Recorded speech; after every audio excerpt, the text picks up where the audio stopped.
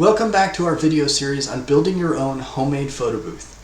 I'm Brian Parks, the founder and CEO of Shutterpilot.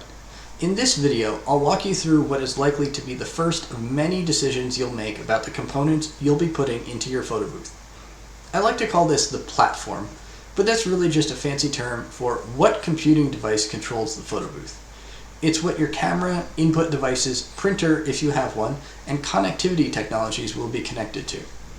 As I mentioned in the last video, we'll limit our discussion to touchscreen photo booths because they are by far the most popular these days, but there isn't anything stopping you from using a different form of input device, like a keyboard and mouse or a completely custom input device. However, since most of the time the platform determines the supported input devices, we'll talk about them as if they are one component, even if they might comprise separate independent parts, possibly even from different manufacturers. There are typically three classes of platform: the iPad, the all-in-one, and raw components. The first option could be described simply as the tablet platform, but in practice it's most often an iPad rather than an Android tablet, and photo booths designed to support this platform are typically marketed as iPad booths. The upside to the iPad option is that it significantly decreases the amount of additional effort that goes into designing and building your photo booth.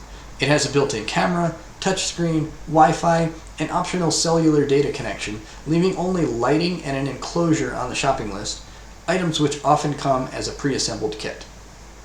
This is by far the cheapest option, especially if you already have an iPad that you can borrow or repurpose. In addition, there's a wide variety of inexpensive software options that provide just about any features you want to enable. It is also by far the most portable of the three platforms, being explicitly designed for reasonably long battery life. Of course, if you're a tinkerer and want to get a little bit more out of your DIY experience, this might feel like cheating, and one of the other options might be for you. The next platform option, the all-in-one computer, provides the next level of customizability at the expense of a little bit of portability. These computers usually still come with a battery, but since they're general purpose computers, the battery life will be lower than that of a tablet. The most common all-in-one is the Surface or Surface Pro, but many other manufacturers offer similar products. The all-in-one is characterized by combining a touchscreen with the computer in the same case, but runs Windows instead of a mobile operating system like iPadOS or Android. This opens the door to a different variety of similarly feature-rich photo booth software options, as well as slightly larger screen sizes, typically between 13 and 22 inches rather than the 7 to 10 inches on the iPad. One last note on the all-in-ones is that many of them do come with a webcam built in, but it's not uncommon for booths built around all-in-ones to also use a separate independent camera to capture higher quality photos. Finally, the raw components platform option is more a characterization of the other half of the spectrum than a single specific option, and is probably indistinguishable to the end user from the all-in-one option. However, by allowing you to choose each part of the computer independently, you get as much flexibility as you need.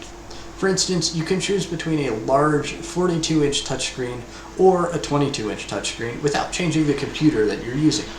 You can even do away with the touchscreen altogether and use a keyboard instead.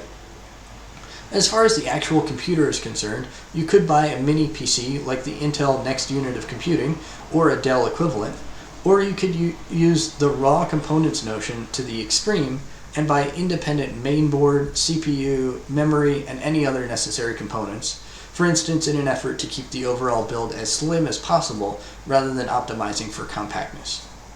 Which platform you choose will ultimately depend on your budget, required degree of flexibility, and possibly other factors we'll describe later.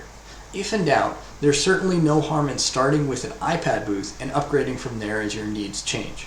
This is a very common path, and some operators find that the iPad is sufficient for most of their events, especially as the front-facing cameras that Apple includes get better and better with each new generation. For the next video in this series, where we'll talk cameras, check out the playlist in the description below. Please be sure to subscribe to the channel and click the notification bell to be alerted when each video in this series or any of our other videos is released. Thanks for watching, and I hope to see you in the next one.